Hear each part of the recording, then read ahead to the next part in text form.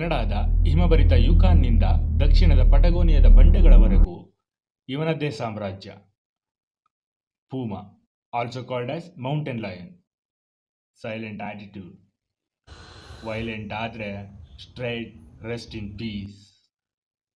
ಭೂಮಿಯ ಮೇಲಿನ ಸಣ್ಣ ಬೆಕ್ಕುಗಳ ವರ್ಗದಲ್ಲೇ ಅತಿ ದೊಡ್ಡ ಬೇಟೆಗಾರ.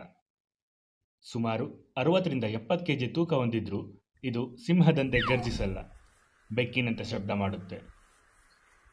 ಆದರೆ ಇದರ ಶಕ್ತಿ ಮರ ಹತ್ತುವುದು, ನದಿಗಳಲ್ಲಿ ಈಜುವುದು, ಗಂಟೆಗೆ 60 ರಿಂದ 80 ಕಿಲೋಮೀಟರ್ ವೇಗದಲ್ಲಿ ಓಡುತ್ತೆ.